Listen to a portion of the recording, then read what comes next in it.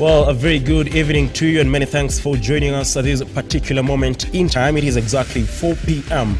on this 11th day of January 2024. This is the trending news, and remember you can watch this particular bulletin live on our Facebook and YouTube pages at Lookuptv. Now we kickstart this bulletin with matters of the country's economy, and President William Ruto has laid bare the country's sorry state of the economy, which he says is causing him sleepless nights. Speaking while he met Jubilee party officials and MCAs in Nakuru County, the head of state has admitted his regime is struggling to run the government as debt repayment eats 70% of the total revenues collected in the country. President Ruto also defended the government's move to increase taxes levied on Kenyans, affirming that he had made difficult decisions to save the country from the shame of loan defaulting. Waheshimiwa wamekuja kwa wingi. Wewe mwenyewe umejitolea. I hear many people say, oh, kuna shida mingi, kuna problem nyingi. The only problem we have in Kenya ni madeni. That's the only problem. And that is what has hidden my head for the last 1 year. Because if you are collecting, if for every 10 shillings you collect, 7 shillings unaenda kulipa madeni, there is a problem, isn't it? Yes. Because then you are left with 3 shillings. Kulipa mshahara, kulipa counties, kuendesha kufanya maendeleo sijui utafanya namna gani, 3 shillings. My intention is that we should bring it, we should flip it. We should be using 3 shillings to pay debt and 7 shillings to kuendesha Kenya. And that is my mission. And you see, Rais Kibaki, when he came into office, we were collecting 200 billion every year. Rais Kibaki akasema twende VAT. That is how Kenya, by the time Kibaki was leaving office, we were collecting close to 1 trillion. We were collecting 900 billion from 200 billion. Because mtu asikudanganye ati you can build a country kutumia madeni pesa ya watu wengine. We have to build our own resources. Ni mnanielewa? But you know, because it's a difficult decision to make, nobody wants to make it. Watu wanataka tu unachaguliwa na unataka tu kupigiwa makofi throughout. Why? Hakuna mtu anachaguliwa kupigiwa makofi. We have to change our country, and I am telling you we are going to change Kenya. Hawa watu wanatupigia makelele saa hii ndio watakuwa wanatupigia makofi zaidi hapo mbele. They will become over us. Now, still on that meeting held in Nakuru, and of course leaders drawn from the Jubilee wing led by Kanini Kega and Sabina Chege have vowed to continue supporting President William Ruto's administration. The leaders, led by Adan Kainan, lauded President William Ruto's tough stance on corruption in the judiciary, while expressing their gratitude to the head of state for standing with them. At least 120 members of County Assembly are reported to have attended the meeting, which took place at State House, Nakuru. The former ruling party has been divided, creating two factions, one allied to former President Uhuru Kenyatta and another one leaning towards President William Ruto. Now, following the State House meeting held in February last year, more Jubilee MPs pledged to work with the government, causing a division in the party. This was despite Jubilee being a member of Azimio coalition, which is led by Azimio leader Raila Odinga. Tunaenda huko COP28. Kenya is recognized as the leading. Kwani wale watu huko dunia yote ni wajinga? Ala moja anazunguka hapa anatuambia simamisha hii. Mheshimiwa Rais, we respect the courts. But there is no absolute independence. Where is it written? We have been part of the current constitution. We know both the letter and the spirit. I think all attempts to stop taking Kenya to where it's supposed to go. Tukitoka hapa tuangalie mbele. Tuangalie mbele kama Jubilee, kwa sababu hatuwezi rudi kule tulitoka sasa. We have our patron and we know this nation, Your Excellency. Even when we met, we said there are challenges. Mimi ni mama. Na wale mama wako hapa mnajua hata nyinyi wazee mna contribute wakati tunapata mtoto. Hakuna mtoto uzaliwa anakimbia. A child must be allowed to go through it, to crawl, anaenda anafanya ile winning, anaacha kunyonya na inaendelea. Na si ndio hiyo hata kwa serikali. So we allow the government to work. I know there are many challenges. I was in the previous government, so I know even the projects that we had started, na ile maneno ingine yote ilikuwa imefanyika. So we work together, and I am 100% brave, and I know Your Excellency, and I'm convinced that when you work together with His Excellency, also your Deputy President and your team of the executive, we know this country we will go very far. So ya kwanza ni kukushukuru kabisa kwa vile umetushikilia Bwana Rais, na umeshika neki ya hii chama, umeshika secretariat ya chama, tunakushukuru. Na vile tunasema ya kwamba twende mbele pamoja. Without you, kuna mambo mengi ambayo hatuwezi fanya. We are here to also express solidarity to support you and your government and everything that your government is propagating in this country. We are here to support you. Shikilia hawa watu Bwana Rais, sababu pia vita ni mingi, tuko na makesi mingi sana kotini. Hata sisi tumeenda kotini ili turudishwe kwa kamati, lakini najua mambo ya koti ni vile vile. Akiwa una ufuko hawezi kusikiza rais. Kwa hivyo hata kwa hii makesi yetu ya Jubilee tusaidie Bwana Rais. On to matters insecurity now, the family of 3 people ambushed and shot dead by bandits in Chamoy, Baringa North, Baringa County, are still coming into terms with the loss of their loved ones who were to unite with the rest of the family for a pastoral ceremony before they were shot dead, having traveled for over 28 kilometers from Marigat town to Chamoy, being only a kilometer shy away before the dark cloud hung over them. Now, residents led by Baringa North Member of Parliament Joseph Makilap decried the recent spate of attacks that have led or rather seen bandits shun animal banditry and instead resorted to killing every resident.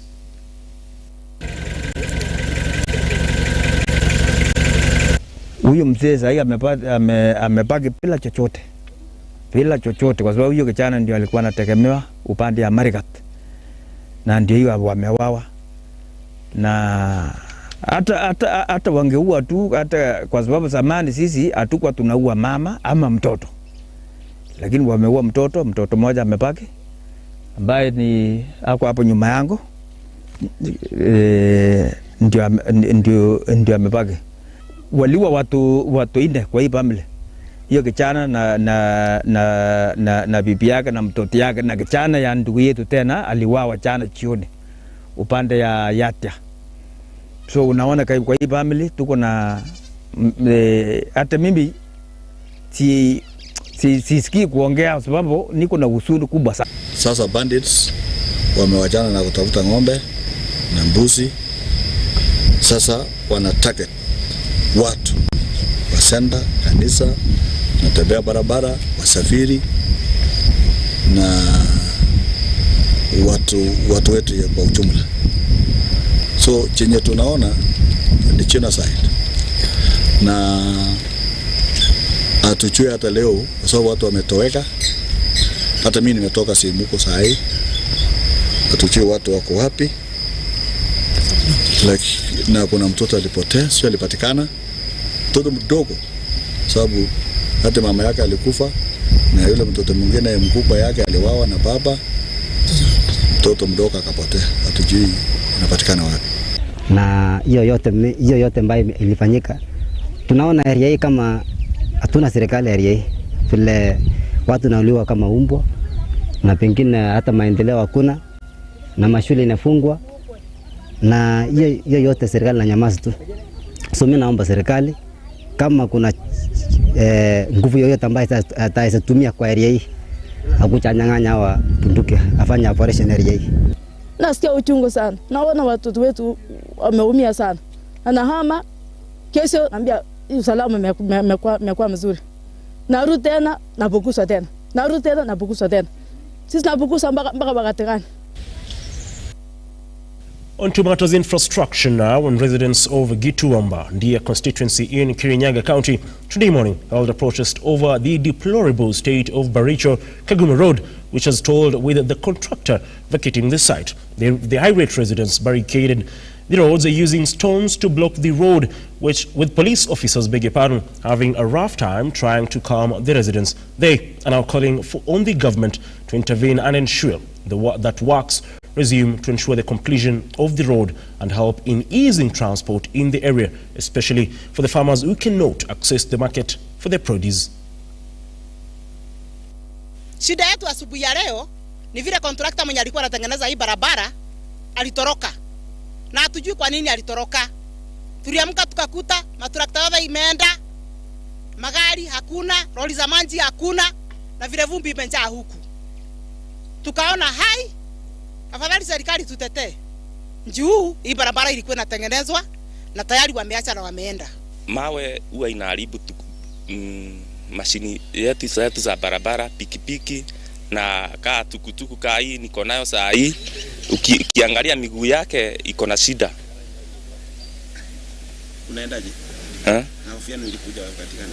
Sasa makontrakta wanakuja wanagusa barabara alafu wanaachana nayo. Sasa tunashindwa kani serikali ni pesa zimekuliwa ama nini, hatujui hivyo. Tuko na wanafunzi tunaendelea huku juu. Sasa hii wengine wa leo wamekuja mguu. Kontrakta akikuja na wakaweka hii mawe anaenda. Sisi ni wakulima wa kahawa. Bei ya kupandisha kahawa kutoka hapa kwenda Ketuya ni 200 kwa duthi. Tunauliza, tulichaguana.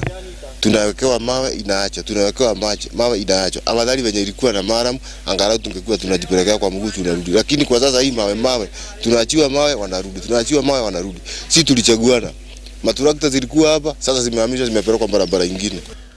Now, the family of two sisters, that is Alima Nyakuti Abdallah and Nuru Achieng Lupesi, who scored 383 marks and 245 marks respectively from Ruai Primary School, are now calling on well-wishers to come to their rescue to enable them continue with their studies. Now, the mother, Evelyn Akinyi, who is a salonist, can't afford to take them to the next level as the father relocated to his rural home due to financial constraints.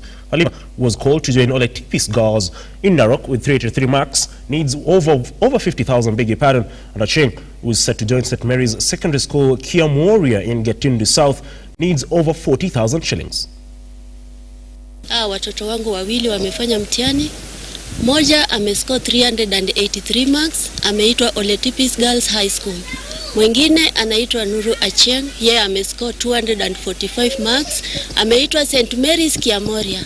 Naomba usaidizi wenyu, mnisaidie nipeleke hao watoto wangu shule ili wa score their dreams. Mapata yangu ni ya chini kidogo, ni siwezi nika afford school fees yao. Najishughulika na kutengeneza wamama nywele, which saa hii iko chini zaidi. Whatever I'm getting is just for hand and mouth. Sasa naomba usaidizi yenu. Kwa majina naitwa Halima Nyakuti Abdallah. Nimetoka katika shule ya Ruai Primary School. Na mwaka uliopita tulifanya mtihani wetu wa KCPE.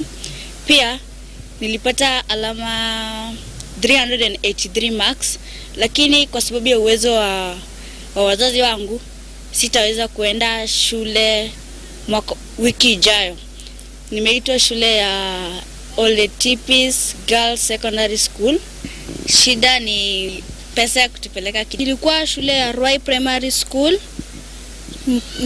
Nikapata alama 245. Naomba nyinyi wahisani muweze kutusaidia ili tuweze kuendelea na masomo yetu. Cha muhimu ni kwamba ni muweze kutulipia karo ya shule na pia hizo vitu ambazo zinahitajika. Nahitaji pesa 40,000 ndio ili niweze kuingia hiyo shule na niweze kuendelea na masomo yangu. Wazazi wangu wote wamelemewa, lakini wote wamelemewa. Baba yangu alitoka Nairobi kwa sababu hakuwa na pesa ya kuweza kuendelea na kazi yake, na mama yangu anafanya kazi ya kusonga nywele. Kakamega County Woman Representative Elsie Muhanda has issued a stern warning to men who impregnate girls. Muhanda, who spoke when she met more than 400 students, beg your pardon, whom she sponsored, giving them a second chance to pursue education after dropping out of school following pregnancies. She, moreover, urged the government to increase its funds to be able to cater for every girl.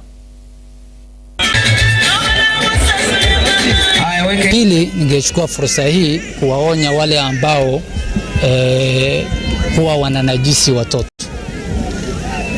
Tunatuma onyo ya kwamba yeyote atapatikana anadhulumu mtoto, mtoto wa kike ama kiume, atashukuliwa hatua kali kwa mujibu wa sheria. Mimi kama ndugu yenu na pia kiongozi wenu nataka kuambia kwamba mtumie hii nafasi ambayo mmepewa na mama county kurekebisha yale makosa mlifanya. Manake tusipowaambia haya mtafikiria kwamba sisi tunakubaliana na ile ilifanyika. Onyo langu lile napeana ni kwa wale ambao wahusika. Na ninaomba ofisi ya mama county ikae na sisi viongozi tuweke chini kujua ni nani ambao wanafanya hii makosa. Early pregnancies ziko very high. Mimi ningeomba ofisi ya mama county iongezwe pesa, kwa maana ningetaka kusaidia watoto wote, lakini siwezi. Leo tuko na undi tunasaidia worth 7.5 million kwa hawa watoto wetu, na tungekuwa na vile tunaweza, the needs zinaenda beyond hiyo pesa. Na pia mimi naomba serikali pesa ya affirmative action ikuje haraka iwezekanavyo. Ningekuwa nimepata, ningesponsor wengine wengi. First and second quarter haijakuja mpaka saa hii, na shule zinafunguka kesho. Haraka iwezekanavyo tukipata pesa tutaongezea hawa watoto. Na pia hata kwa zile shule tukitembea, capitation pia imechelewa. Mimi naomba pia capitation kwa mashule ipatikane haraka iwezekanavyo.